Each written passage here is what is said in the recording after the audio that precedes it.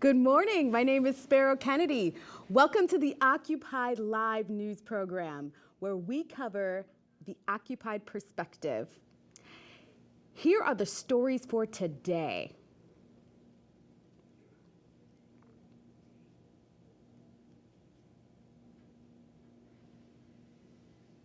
Thousands of occupiers descended on Chicago for the D8 protest. It became a hotbed for expression that is less than free. Occupiers were black bagged and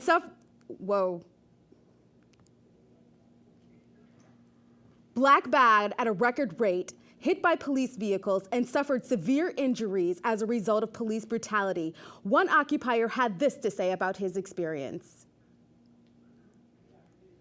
Where in the apartment they got raided, and me and a friend, me and the guy that picked me up, walked down the street to the CVS to go pick up a case of beer.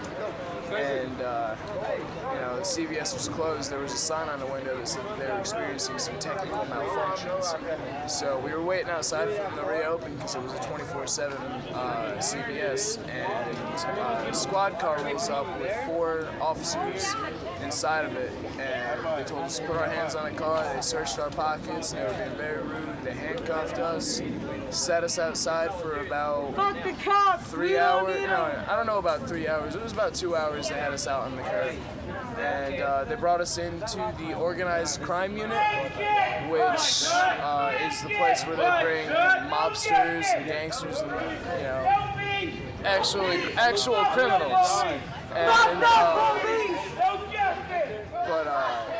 And they kept us all in our own separate holding cells, handcuffed to a bench for about 22 hours. They wouldn't tell us what day it was, what time it was. They wouldn't tell us what we were being detained for, if we were being arrested, or what the charges were. And then around 8 o'clock on Thursday night, they transported us to District 11 police station, where they kept us all in our own separate cells until about 8 o'clock. Some people got released earlier in the day, some people got released the day before. I got released about 8 o'clock, 8:30 on Friday night, and here I am. According to the reports we have received, the occupiers in the apartment were victims of entrapment by the 2 informants you see pictured. Occupiers Jared Chase, Brent Betterly, and Bryant Church are now facing life in prison under the new Illinois terror law. Habeas corpus, the right to petition the court for release if you are being unlawfully detained, is no longer a right that is guaranteed under the new American regime. Occupy has been labeled as a terrorist organization, and legislation such as the NDAA have by definition criminalized the right for individuals. Occupy New Haven lost their federal appeal in New York and was raided for the second and final time, despite efforts to form a human chain around the encampment. The occupiers were unable to defend their art exhibition submission to the yearly art festival that takes place on the New Haven Green. Occupy New Haven was the last physical occupation in New England. 10 people were detained and released.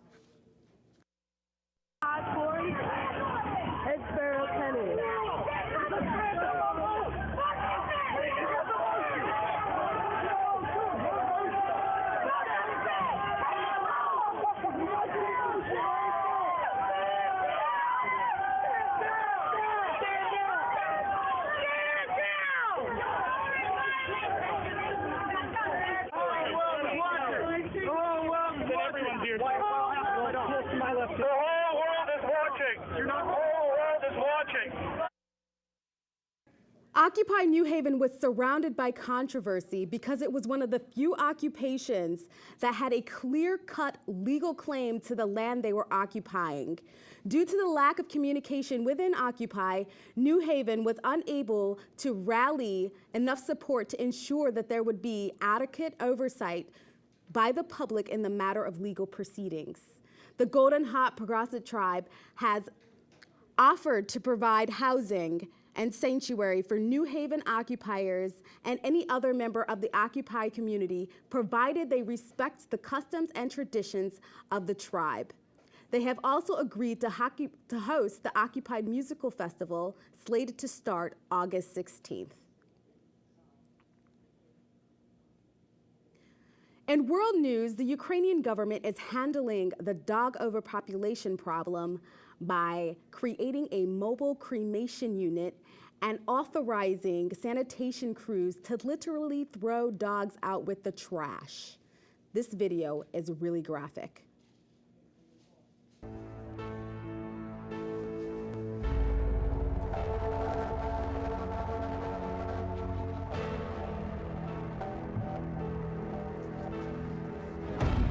What we doing live echoes in eternity. Bierhoff kann sich durchsetzen, Kuba! Und Deutschland ist Europameister! Pour le centre de Pires, pour Trezeguet! Et champion d'Europe! La goal! Goal of Helston! Would you believe it? Bjorn Lehmann! What will stay?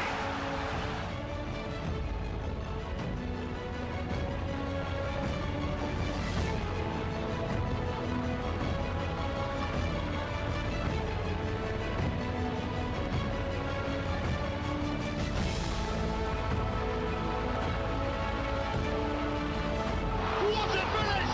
Has surely won it for Spain!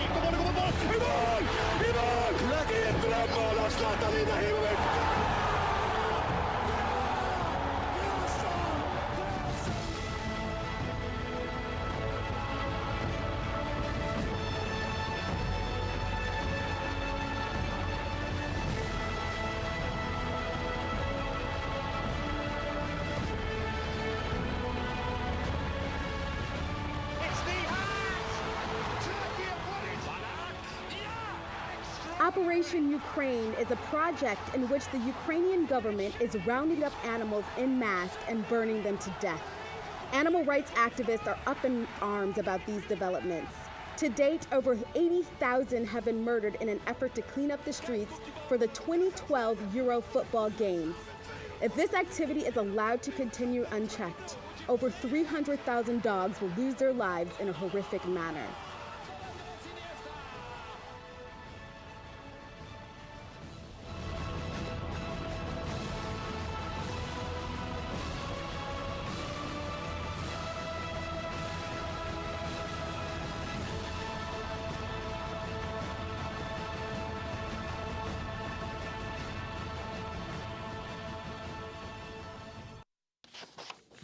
The European Games Commission is denying responsibility or knowledge of the genocide plan, and Ukrainian government is vehemently defending their actions and does not view the alternative they have been exploring as inhumane.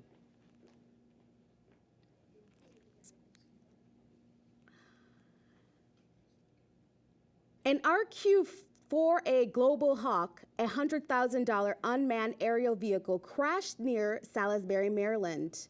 The Navy says the drone was on a test flight out of Paxington Naval Air Station when it crashed into a remote, swampy area. No injuries nor property damage has been reported. The drone was one of 5 acquired by the Navy for surveillance and intelligence use.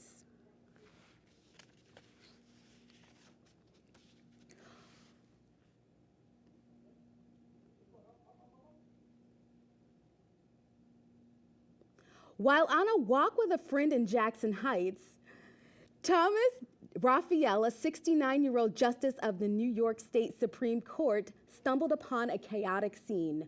2 uniformed police officers stood over a shirtless man laying face down on the pavement.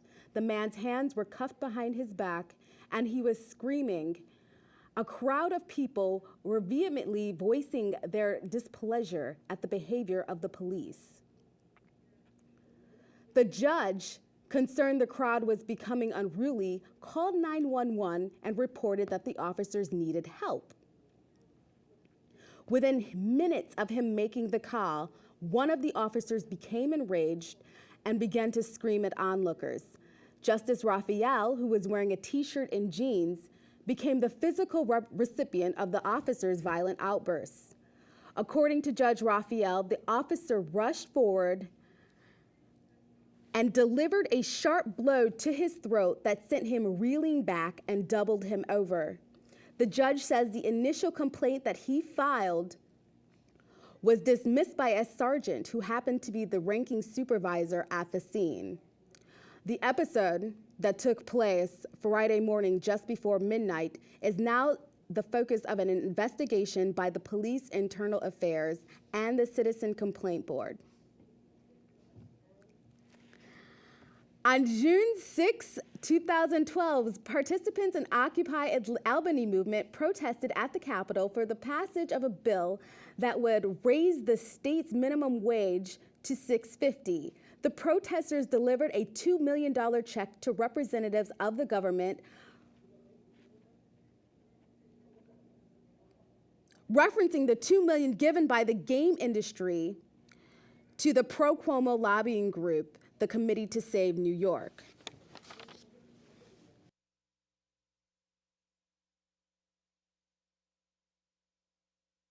It's shameful and outrageous. It's shameful and outrageous. That Senator Skelos is blocking. That Senator Skelos is blocking. A modest increase in the minimum wage. A modest increase in the minimum wage. It's shameful and outrageous. It's shameful and outrageous. That Governor Cuomo refuses to engage on this issue. Refuses to engage on this issue.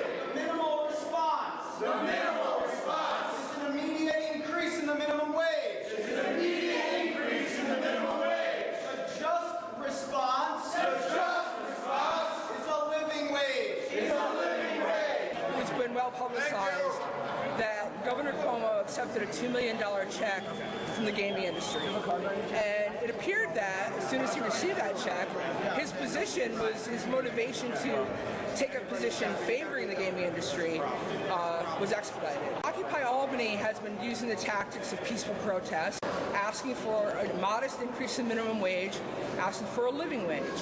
That didn't work. So we looked at the tactics being used by other groups. We found that bribery seems to work, and thought that we might as well deliver our own $2 million check. This is getting old. This is getting old. Really old. We need to find some new tactics. We need to find some new tactics. So what we've done, dug into our coffers. We've dug into our coffers. And all we could find, was $2 million. Following the lead of the gaming industry. Smart guys. So we have a $2 million check here from New York State's 99% signed Occupy Albany. We're good for it. We're good for it. To Governor Cuomo and the Committee to Save New York, because of course we can't give it straight to Governor Cuomo. Right. That would be illegal. That'd be illegal. Occupy Albany has been forced to abandon our typical tactics of peaceful demonstration and have resorted now to outright bribery. Because that's how money works in Albany, that's how politics work in Albany. Pay to play, baby. Presenting this check, pay to play.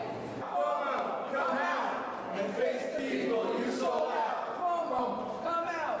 Oh, hi. Nice to see you. From Occupy Albany, we have $2 million here for Governor Cuomo on behalf of the people of New York State. Signed, Occupy Albany, of course. And we're telling Governor Cuomo that he must ante up for a living wage. Thank you. As you saw successfully, the check was accepted. We were arrested when we tried to do a peaceful demonstration that was completely nonviolent. This seems to be perfectly legal. We have a state trooper, an official from the governor's office, just accepted a $2 million check. In fact, that's how politics work in Albany.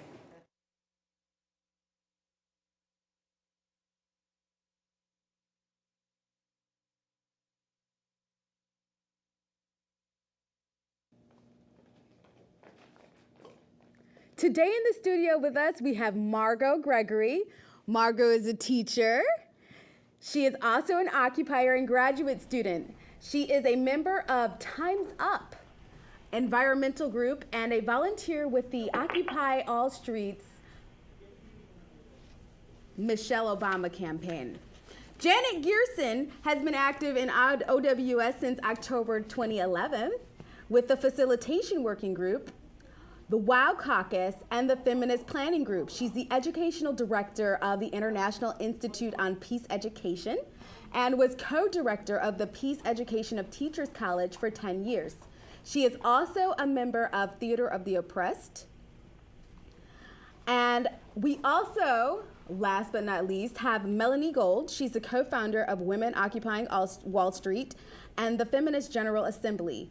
She organized the J15 Candlelight Vigil for Peace and has been organizing events in the Hudson Valley region. She is an activist, event organizer, and teacher. Thank you guys for your work with the Occupy movement. How are you guys doing today? Very well, thanks for having us. Great, thank you. Wow, that's amazing. So you guys are feminists, right? Yes, that's correct. Definitely. Yes, I love to hear this. So can you guys give me a little overview of the kind of work that you do? Well, there's our work and our working group of WOWs, Women Occupying Wall Street. So out of WOWs, which came as making a space for women and female identified and female bodied people, and creating a sense of safety and communication because people were separated and communication was really limited. So that was the origin of the group. And several groups for women or women identified people sprouted up in different places, and how could we bring them together? So that was the origin. Melanie can tell you more about that. But what's really, like all of Occupy, which has been quite amazing because there was this sense of outrage and injustice that brought people together, all kinds of people. And it brought you guys together to create, and you guys have created this Feminist General Assembly. So yes, out of protest, out of rejection and contesting what was, we wanted to look for how do we create a public space for communicating. Even if we identified together, we find that we have so many differences and different perspectives. And we want the Feminist GA to be a space to bring out that public communication and talk to each other, to help bridge our differences and to highlight what needs to come out from talking to each other. So now tell me, the Feminist GA, is it something that's ongoing or you guys are in the planning stages of? Well, it's an ongoing General Assembly. We hope to have it once a month or once every 6 weeks in a public space. We want to branch out throughout New York City, throughout the 5 boroughs, to include as many women and women-identified folks as possible in the city and in the wider tri-state area. Wow. Now, Melanie, I haven't heard much from you. You've been a little silent. So give me... I didn't want to interrupt anybody. So now you are, you're the co-founder of Women Occupying Wall Street. So how do you guys fit into this picture? It seems to me like what's been created is almost a coalition of women working groups. And together, you guys have thrown in your towel with the women, so to speak, and you guys are creating projects and following an agenda that is very matriarchal in nature. Yes, very much so. Actually, I would like to speak to that, if it's okay. Yes, sure. So I'm not sure that we're working towards a matriarchal agenda as much as we're working to include everyone in the feminist principles and the feminist agenda, which to me, just to me personally, the feminist agenda is a more inclusive way of organizing. It's more about cooperating rather than competing with each other. I think it's looking at the world in a more interconnected way, and intersectionality is a really big part of that. And in terms of that, that's one of the reasons that we wanted to create this Feminist General Assembly, is to reach out to the various groups that are already doing feminist work we really do want to include everyone, including men. So this is not just a female-identified group. The Women's Caucus is female-identified and female-bodied, but the Feminist General Assembly and the planning group that has come out of that is inclusive of anyone, of everyone. So I just want to be clear that that's the case. Okay, so that definitely clarifies things. Yes, So I'm interested. This interconnected model that you guys are exploring, you guys hope to eventually incorporate your work and your efforts into the efforts of the whole eventually? Well, we're trying to bring in as many identities as possible into the Feminist General Assembly. So we're focusing this month on LGBT issues, and we also are going to be focusing on able-bodied issues, intersectionality as well.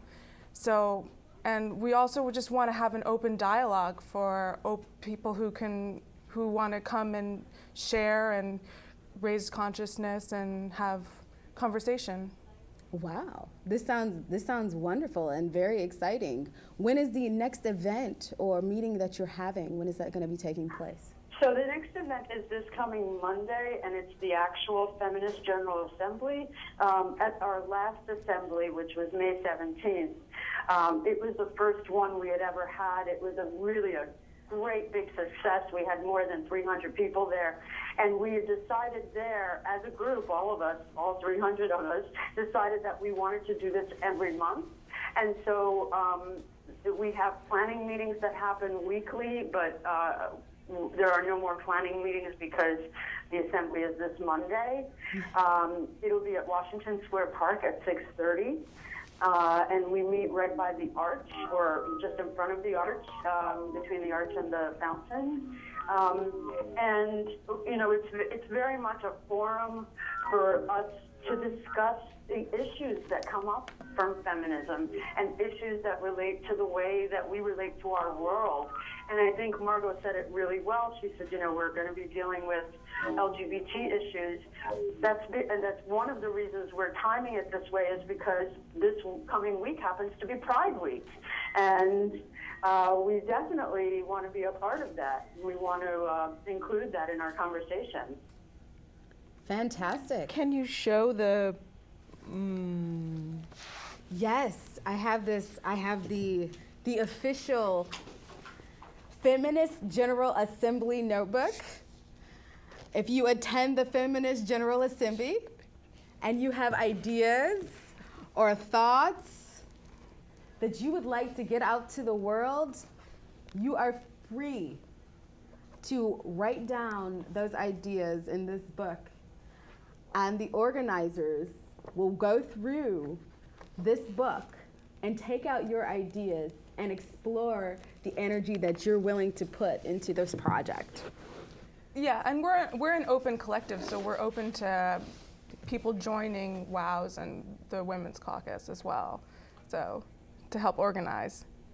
Now tell me, one of the hot topic issues coming down the pipeline for us is the new sex workers union that's been forming. Are you guys going to be doing any work with them? We have reached out to that group. There's a sex workers group. We've reached out to them. They must be extremely busy with their work right now. We haven't heard back, but it would be wonderful to include that in the Feminist General Assembly as well. Does anybody else want to speak to that? Well, I want to speak to the idea of a project. We're not creating we're not putting forth an agenda as much as we're trying to make a space for conversation and dialogue. And we want to see how WOWS and the Occupy movement can connect and support with various campaigns like the sex workers movement, or the laundry worker and restaurant workers movement, or people working on reproductive rights, people working on disabilities rights, and people of color working on those issues. We see that there's a lot of, as Melanie said, intersectionality between kinds of oppression and kinds of domination. And we want to make a public space where everyone, anyone can come to contribute their understanding so that we can open the dialogue rather than presenting an agenda. We want to harvest or glean the ideas and increase communication. And that's support why you guys, campaigns. right, you have this book and you guys have this Feminist General Assembly that you guys are putting out there for the public to, come and see and experience the kinds of ideas that you feel are present within the activist and Occupy community. Yes, even though, this event, the first event honored the previous feminist movements, and this one is honoring LGBT and Gay Pride Week. It starts at the beginning of Gay Pride Week, which is next week, and which culminates in the parade on Saturday. And can I just, but each time we may have a different topic that we're honoring. I just wanted to say that it's important to realize that patriarchy is a system of hierarchical thought and behavior, and our society is so deeply entrenched in the patriarchal way of relating towards each other. And very often we forget and we don't realize that even that men very often can be harmed by such ways of patterns of behaving. And I think it's important that we highlight that as well. And so I just wanted to say an example. Sometimes I would be handing out flyers and the big word feminist on them and handing them to a man, and men would look at me strangely as if I was from another planet. And, as if to say, why would I be a feminist? And my next question is always, well, shouldn't we all be equal? And of course the answer is always yes. So ultimately, what we're struggling for here is to realize that we really should all be equal, whether it's men, women, transgender people, differently abled people, people of color. It does not, all of those categories should not separate us, but should empower us in our differences. Now, for you guys to have created sort of almost a separate safe space for women, for trans women, or people who identify as women, was there something in the air, so to speak, that led to you guys essentially making a decision to say, you know what, we've got to do something different. We've got to start at a different place. Oh, at the risk of talking too much, do you guys mind if I just? No, I think Melanie is the one to speak to it because she's been working on it since the beginning. She was there at the sort of coagulation. And the coagulation, great word, Janet. The coagulation came out of the realization that we in Occupy Wall Street, in Zuccotti Park, in Liberty Plaza, or however we want to call it, we had created a microcosm of our outside world that included all of the wonderful things, but all of the horrific things as well. Women were experiencing all kinds of assault. Some women felt it was dangerous even to go there during the day, and that is not an inclusive space. There were, because we are the 99%, which includes people from both margins, the margins down at the 1% end and the margins up at the 99% end. And there are all sorts of things in between. There were not just assaults, but crimes committed against women, and we needed to bond together and to highlight that and make sure that everybody knew that everybody is watching. The world really is watching. Wow, that's powerful. And we have a Safer Spaces working group as well, which we're which we have on board for the Feminist General Assembly. Okay, now I wanna talk to you for a moment. You're with the Occupy Wall Street Bicycle Coalition, and how has that factored into your work with women? The eco-sustainability, safety issues Yes. for women and bikes, at night, take back the night, that sort of thing. What's been going on with that? Well, we've been focusing on getting more bikes onto the streets and getting women on bicycles. It's an empowering feeling to be on a bicycle as a woman or as anybody in New York City, and we need more infrastructure. We need more bicyclists, more bicycle visibility, more bicycle safety for everybody, and more ecologically sustainable ways to get around. We need that everywhere. And so, as an environmentalist, you're able to use the feminist GA and the safe space that it creates to get your message and your ideas across effectively? Yeah, we've been trying to think about how feminism and ecology work together, go hand in hand, and environmentalism go hand in hand. Cool. Yeah. So guys, your next meeting is Monday. What's on the agenda? Can we get a sneak preview of what we can expect? Yeah, we have some things. We have some things up our sleeve. We're going to be having some visuals and some breakout groups, some discussions, some consciousness raising, and some celebrations. Musical and we're going to be celebration. focusing a little bit on language. One of the most recent struggles that we have come across is the use of language and the various words that all of us use, both to describe ourselves and others, and that has been sort of at the forefront of our conversation lately.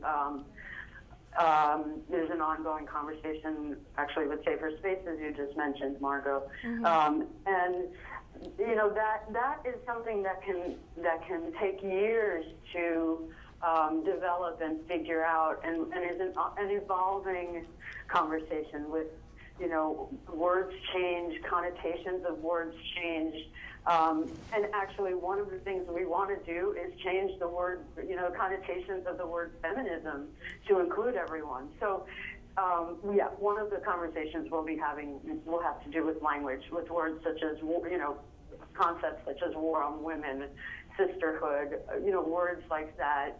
Are they inclusive? Are they exclusive? What can we replace them with if they have, that kind of thing.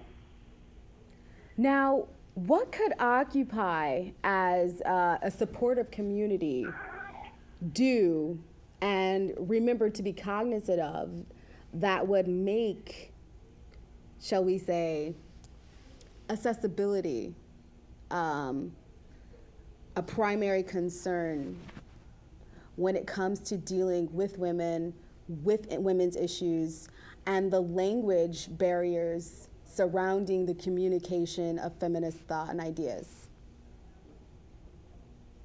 Consciousness raising, thinking about these ideas, talking to your comrades and friends, having conversations. One truly key question is, what are the values and principles? Instead of just assuming that we have them, when we all rally around the 99%, there's a great collective surge of energy, a wave. But we want also a tsunami, Melanie's word, of understanding. We want the waves not to be crashing into each other, but find a way to be in a common sea. And the language is something that will come from all of us. If some people say, for example, sisterhood is oppressive, it's associated with people like me from the second wave feminist white women, but we had a wonderful discussion. How can we have this word evolve? If we feel that it's coming, as Melanie said the other night, from a sense of good feeling towards another woman, another comrade or colleague, how do we bring that forward beyond the connotations of the past? How do we share that good feeling as opposed to, and get past the opposing feeling of we said something politically incorrect? That's what we want to raise in this conversation that we've brought together on Monday night. That's beautiful. Wow. I mean, you guys are using so much poetry right now. I'm overwhelmed. So, you know, a tsunami of understanding. That's what you guys hope to achieve. A tsunami of understanding. That's really powerful. Well, thank you, ladies, for your time. We appreciate you being here. Thank you for all your powerful work. We're going to come at you with a clip from a concert by Occupy the Hood. Thank you. Thank you. Thank That was a you. wonderful interview. Thanks for having us. In the 7th district of Brooklyn, and also this is actually his district right here. So I hope y'all enjoy him and vote for him, because, yo, things need to change. Peace. Stand up! Come on now. The song is called Stand Up. Occupy 2.0. This is my congressional district, but there are forces working against the voices of the people. And that's why we bum rush to vote. Stand up! Let's be clear about this. There are forces that want to take every positive gain that we have. The social safety network. They want to close our public schools. They want to keep making war. They want to bail out banks. They want to push us out of the houses. But we ain't going to take it anymore. That's why this is a battle call. We want you to stand up wherever you are. Yeah. And join in the struggle, join in the movement. But we are not here to prolong the struggle. We are here to end the struggle. We're here to bring solutions. We speak truth to power, and we organize block by block, city by city. Bum rush, oh yeah. Stand up. Yeah, we gon' rock tonight. We gon' rock tonight. We gon' rock tonight. Stand up.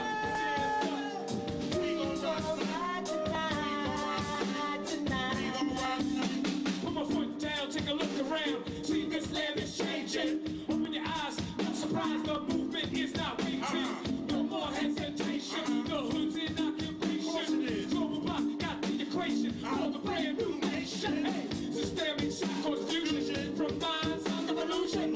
What we've been choosing, that raps over solutions, that track of prostitution, sing songs of revolution. My ministry is to stop pollution in the air and prostitution.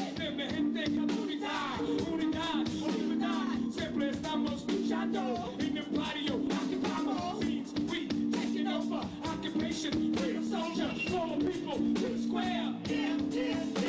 I'm a man, I ain't no primate. Tired of cops that violate. Got lyrics that annihilate. Leave your head in a high state. Unify, we vibrate. But we don't come to crowd state. That's why we ain't getting irate. That's why we move sideways.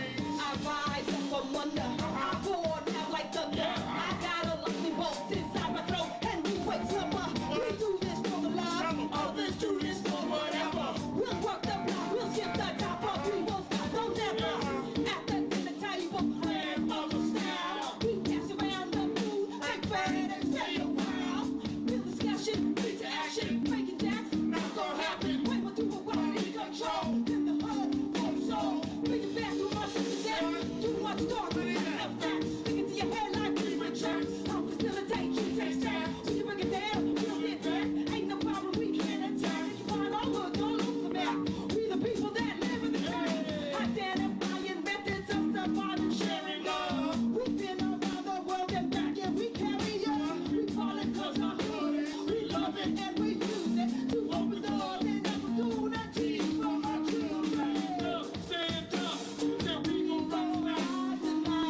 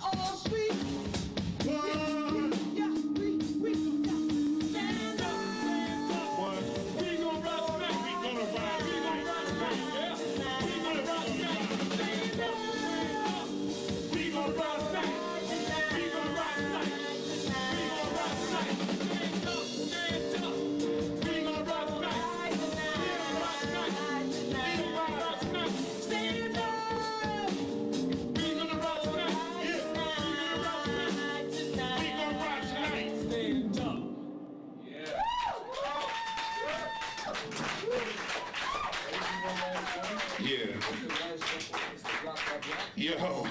Yo, this is it, man. Black box, black. Yo, first of all, City by city. I'd like to thank Arlene's Grocery. City by You know city. what I'm saying? Special shout out to Arlene's Grocery. Round of applause for the venue, please. You already know. And occupy this album. Virgilio, thank you for being here today. Thank you so much for the invitation, too. Okay, Virgilio is the founder of the Laundry Workers Center. He formed the center with the firm belief in grassroots labor organizing with a strong commitment to the community.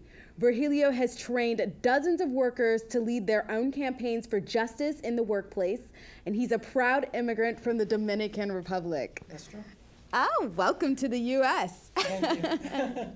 Okay, so your organization, the Laundry Workers Center, it had an amazing victory. Can you tell us about that? Yes. So since we founded the organization, we strongly believe, as you mentioned before, of leadership development, and a group of workers, basically immigrant workers, we have been training them into inside our organization to lead their own campaign. Before we launched the campaign, there were many abuses like a wage theft. There were verbal abuses, basically, and they were able to win. And 2 weeks ago, they were certified as a union, as an association, with the right to basically to bargaining with a company, different type of benefits. And we are talking future basic days, increasing wages. But the most important part of this campaign has been the respect that they were able to gain from the managers, from the company. The fact that they were able to sit in the same table with the company and tell them for the first time that they had the right to be treated as a human being. We call this campaign not just a workplace justice campaign, but it's a human right dignity campaign, basically, and it's a hot and crusty. Also because we strongly believe that workplace and community are intertwined, intersect. One is related to the other. Also, we have been organizing a group of tenants in our organization. And 3 weeks ago, basically, they were able to meet with Idanis Rodriguez, city councilman from Washington Heights, basically in order to improve the living condition in their own buildings. And at this moment, more than 30 units has been basically repaired, basically, and it has been led by a group of immigrants women, basically from that building. Wow. So you're telling me that your organization has a combined mission of social and leadership development. And because you guys were able to effectively carry out the campaign strategy that your group set for itself, you guys were able to affect that much change in the lives of immigrants. Yes. We strongly believe, and our belief is completely that if we want to have real social change in the U.S. or around the world, the community needs to be taking their own leadership. They need to be deciding what the changes that they want to see, not somebody from outside, but their own community. And for that reason, leadership, native, indigenous leadership, needs to be happening in those communities. And our organization has a very clear mission in that sense. We strongly believe that we strongly believe as an organization that social changes will happen through the organizing process. There will not be no negotiation on that, basically. There will not be changes. Like the fact that today we have very little right in the US is because African American, Chicanos, women in the past took social action and were able to change the society. And immigrants like myself have a small little right, and that means that we had to be fighting so our kids, our grandkids will be able to have more rights than what we have now. Now, does your outreach extend outside of the immigrant community? Our outreach extends outside of the immigrant community.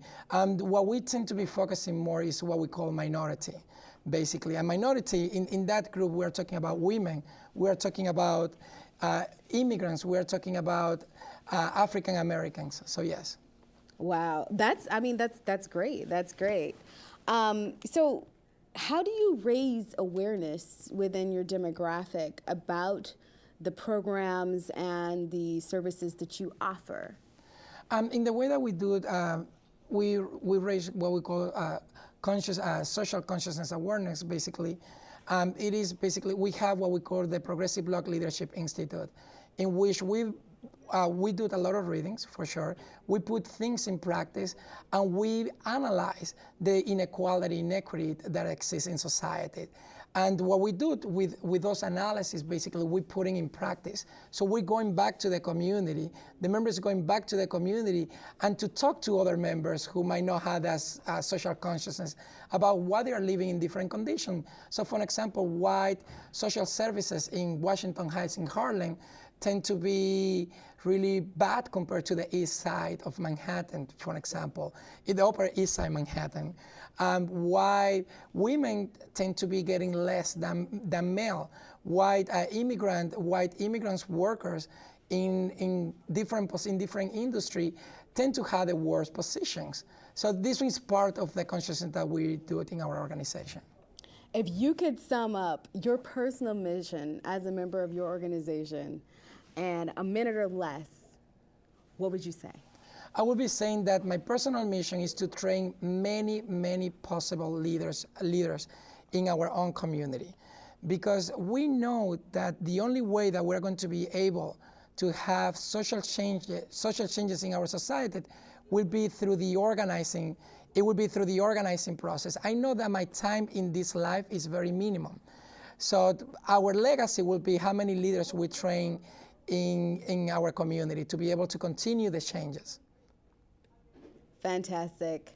Well, Virgilio, I appreciate you coming on and talking about the issues and the project that is very much your passion.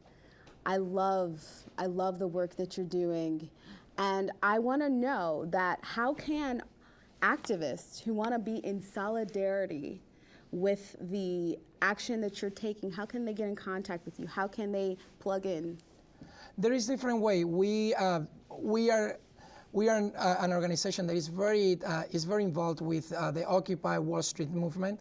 We participate in the Immigrant Working Justice Group of Occupy Wall Street, which provide a voice of immigrants, basically immigrants, members of the community, into the Occupy movement.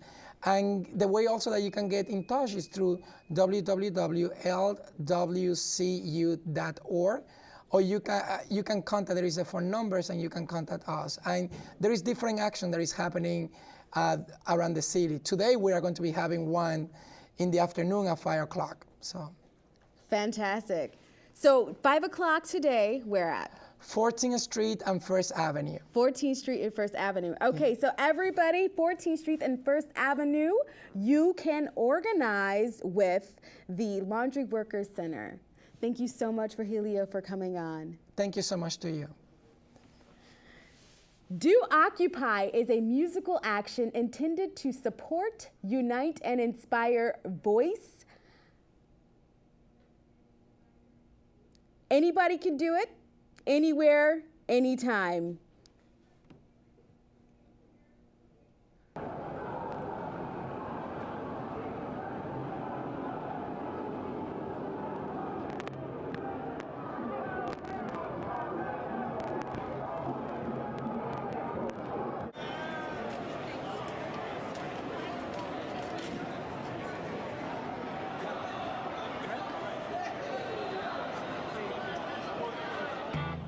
Standing strong out here in our streets now, standing strong and claiming our time.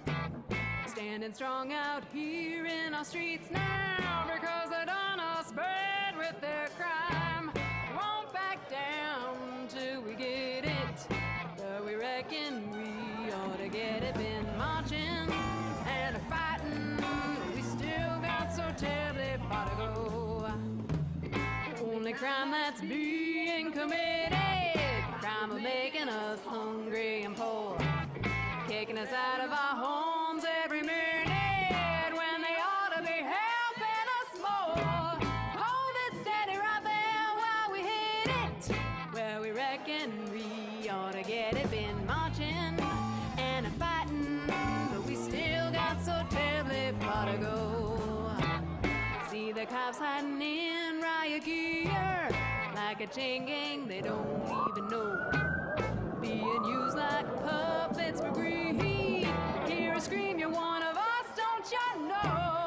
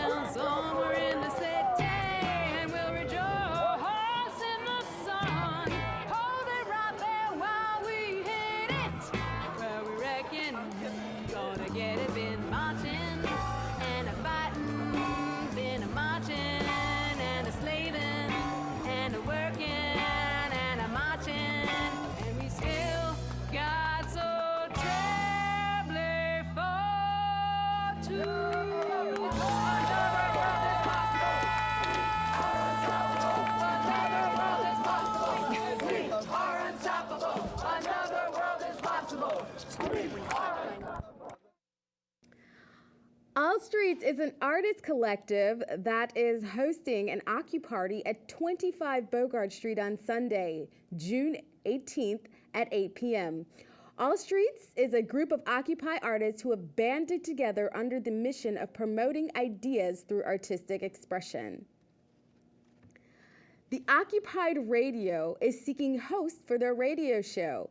If you have show ideas and are willing to be a consistent contributor, visit theoccupiedradio.com. You need to have the ability to run Winamp. Occupiers are gathering under the arch in Washington Square Park to protest the fundraising for the 2012 Obama campaign. The march starts at 6 p.m. and will end at 11 p.m. Bring a pot and pan. The Laundry Workers Union is preparing to enter negotiations with Hot and Crusty. Hot and Crusty has fired 2 employees for filing grievances and held a captive meeting where employees were interrogated about the identity of the employee who filed a report with the Labor Department. The Laundry Workers Center would like to invite you to be at their action today at 5 p.m. between 14th Street and 1st Avenue. On Saturday, June 23rd, there will be a family members and activists speak out at Riverside Church. The event starts at 6 p.m. and will be held in room 9T. Riverside Church is located in New York. Occupy Times Square in Queens planning meeting is Thursday, June 14th at 6:30 p.m.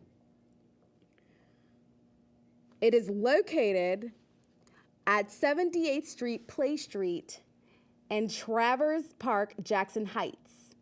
This meeting is a part of an ongoing work in preparation for the event. All are welcome to participate.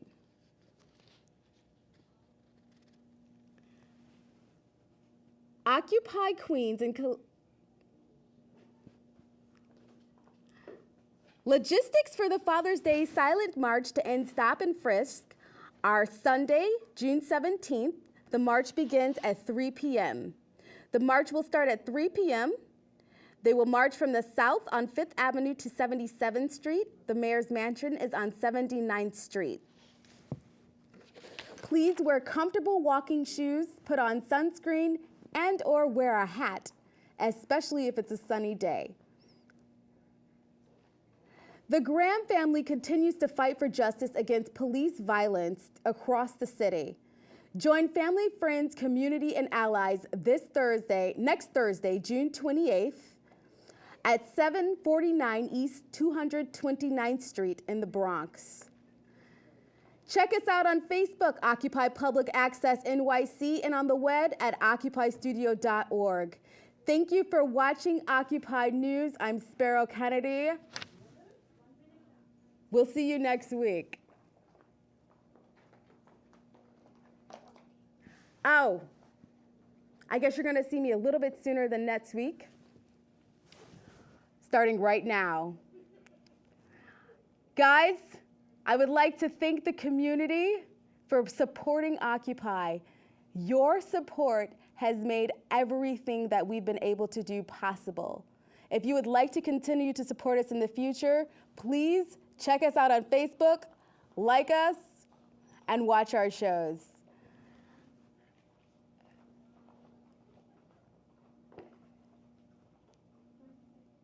I've got 30 seconds left, and I am out of script, but you know what? I'm gonna occupy till I die. Solidarity forever, solidarity forever.